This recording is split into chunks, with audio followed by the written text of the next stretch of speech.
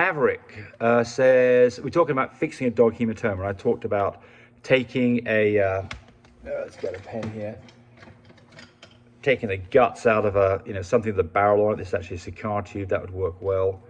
Cutting it back to a suitable length, maybe about here, maybe about there somewhere, and then wrapping that around the ear like this. You wrap the ear around it so the ear is compressed against this cylindrical tube, and you've got a tube that sticks up there like like that. And it says, leave it on for 3 days. Well, I mean, sure, that's probably going to be pretty normal. I mean, what I do is this. The first thing is you probably find it's going to come off. The other puppies will attack it and rip it off and mumble, but nibbling on it. And he's probably going to come off before then. And I mean, if it comes off, just keep an eye on the ear. And if it starts to swell up again, put that thing on quickly. So is it 3 days? Some dogs, it might be longer. It just, whatever it takes. Raynalyn Langit, she's asking about, well, actually, this is a done I did for fixing swimmer flat-chested puppies. But she says, what if they're front legs? So first off, on the swimmer syndrome, the dogs are moving around with their back legs. If you tape their back legs together, they'll get up on their back legs, and that will then make them nose heavy, and that'll get them up on their feet. So I've never ever had to tape front legs up. Now there's a different situation where you might have paws that are bent round rather than being in the front like this. They're bent around, and I've seen puppies that have paws when they come out and they're born are actually backwards. And you absolutely could see that happen on the front legs. And so it's the same technique as the back legs. You're going to have to. And again, I've never done this on a puppy on the front leg, so I had to go play around with it. But I think what I would do would be I would tape their elbows together, and then I would then tape their hands together so that it all stays lined up. If you just tape their hands together, I think the elbows would fly out and they wouldn't work very well. They'd end up like that, and that wouldn't work very well. So I think you'd have to tape their elbows together and then their wrists together like this. And you may not get them all the way around on the first go. You may have to do this progressively over a period of a few days.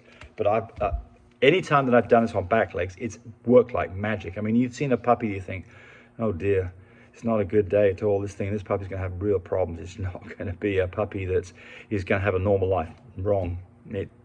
Get there early and get there quickly. And remember, you're not doing surgery on this puppy. It's not like you're going to go to a, orthopedic puppy surgeon and they're going to do some cuts and move things around. They're going to do what I'm doing. They're going to put things, maybe they might put in a cast.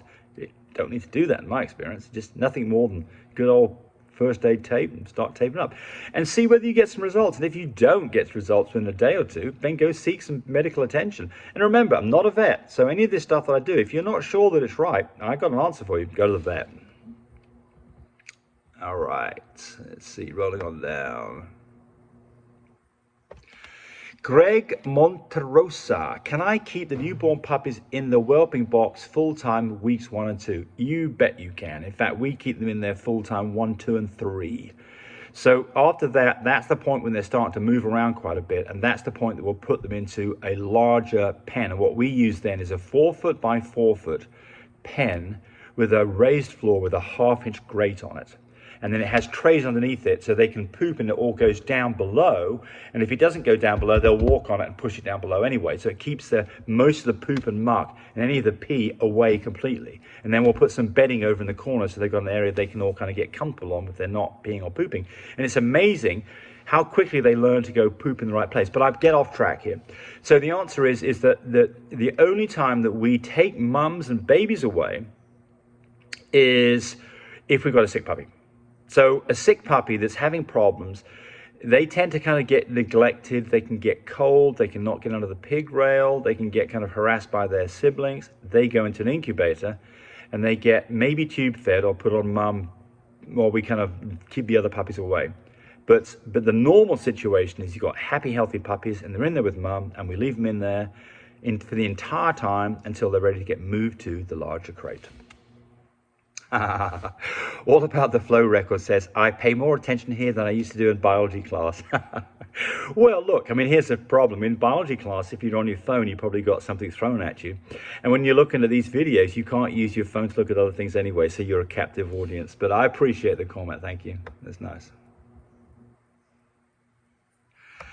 Jose Alvarez. I got a lilac platinum female Frenchie. What would be an ideal stud for her? Right, so you're calling this something that I don't call the way I call it.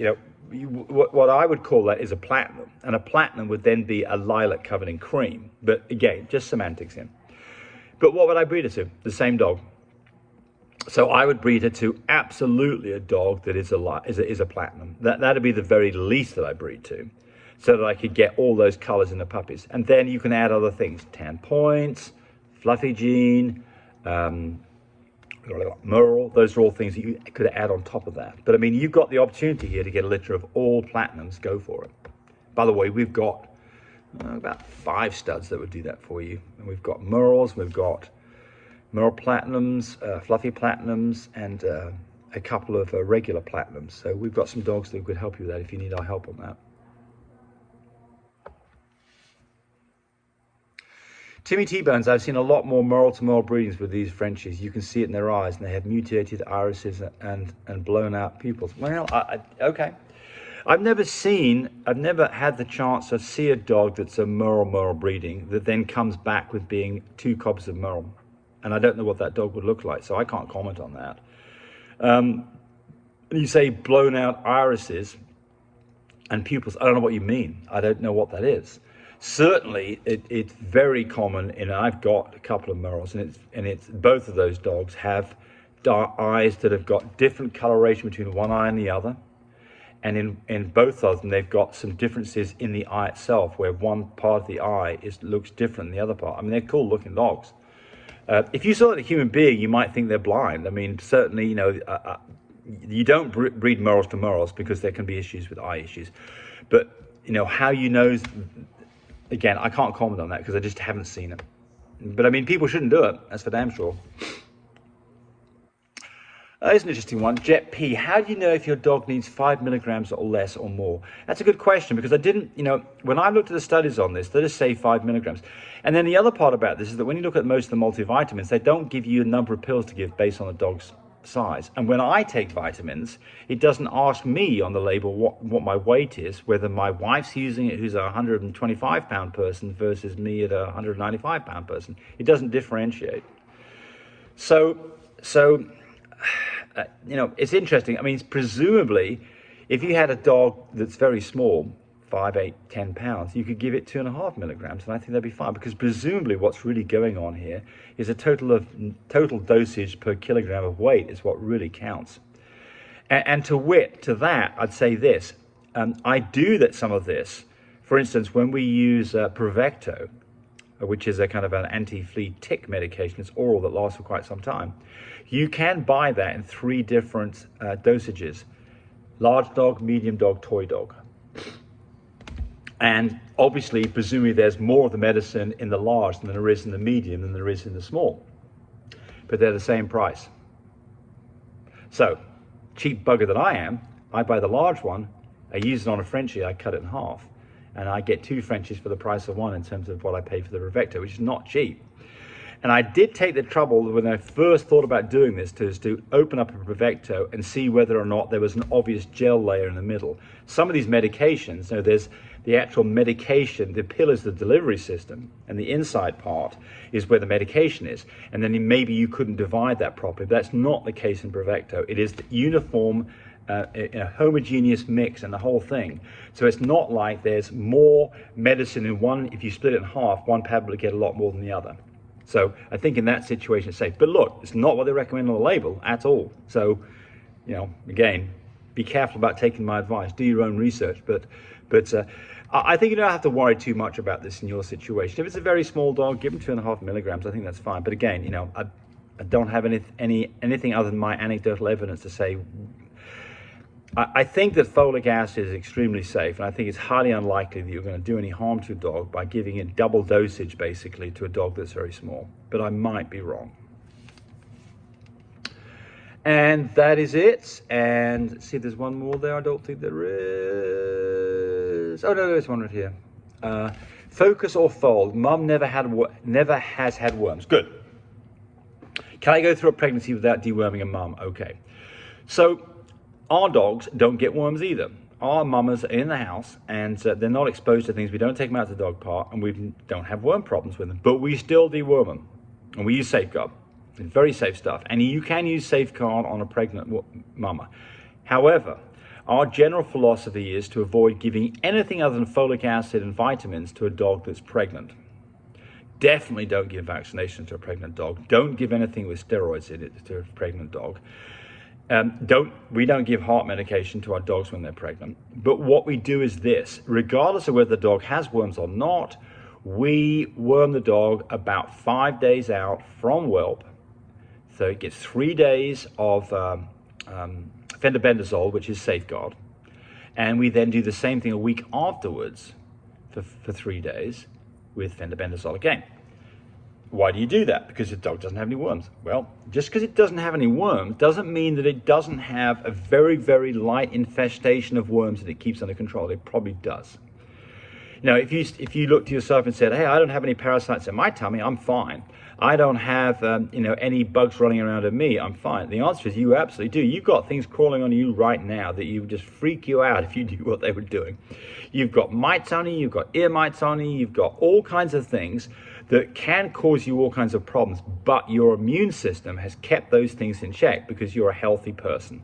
Good diet, plenty of exercise, lots of sunlight, those kind of things. And you've got all those things completely under control. But the next thing that you happen is that you get some kind of thing that brings you down a little bit. And the next thing that you know, that you start having an ailment for something. And what's happened is that your immune system is not doing the job it was doing before because it's fighting something else. And now that thing was not causing any problems, all of a sudden manifests itself as being a problem. Think about the puppies. The puppies don't have really any immunity other than what they get through the colostrum when they're born. So their immune system is not built up properly, and that's why we do things like give puppies shots at 6, 9, and 12 weeks and do them routine worming, whether they have worms or not. We worm pups at 2 and 4 weeks with parental Paramate, and then we start giving them Safeguard for 3 days in a row at day 6, 8, 10, 12 every 2 weeks.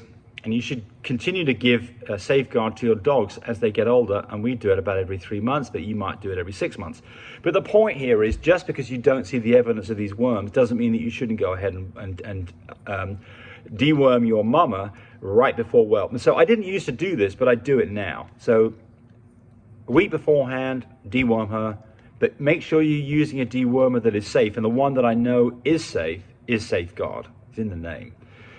Be careful about that, by the way, because names can be deceiving. But still, Safeguard, it is a very safe dewormer, and it's a very broad spectrum, and it kills most things. There's things like coccidia and giardia that we don't, if we know those are evident, we don't use Safeguard to treat it. But they do have knockdown power against those things. So, they are generally a broad spectrum dewormer. And since your dog is not really suffering for any of this stuff, if there's anything there, it'll probably get rid of it so it's not passed along in the puppy's milk and in the placenta. So I think it's a good idea. But I wouldn't do that in the first, I'd wait. And now let's just talk about another situation. You've got a dog that's pregnant that does have worms. Yeah, absolutely. Start giving Safeguard. Do something about it right away. Don't let the worms get out of control. So my general thoughts about prescription medications for dogs that are pregnant is hold them back. Don't do the heartworming. Certainly don't do the shots. Don't give anything that's got prednisone or I can't think of the name of it now, a steroid in it, because those things can terminate pregnancies. There's other things that we do give our dogs. For instance, if a dog gets a bit anxious, there's chewies that have got some CBD in them. That's fine. I don't think there's any problem with that whatsoever. Apparently it's fine for humans. It's probably fine for dogs. Benadryl, you've got a dog that's getting hives or getting some skin reactions, give them some Benadryl. I think these things are completely safe. But always, if you're in doubt on any of this stuff, the right thing to do is, number one, read the label. Number two is do some research on Google. And if you still can't find the answers, go to your vet. Thanks for watching. Bye. Hey, thanks for watching the video. I really appreciate people who subscribe to me. It helps me, encourage me to do more of these videos. But do remember, disclaimer here, I am not a vet. I'm not a licensed medical professional. I'm purely a person who's been breeding dogs for the last couple of decades. Any information that you got from this video, use at your own risk. There's nothing implied here, and certainly this should not be used as a substitute for advice from your veterinarian or your medical professional. I hope you enjoyed the video. Come back for more of them. Bye.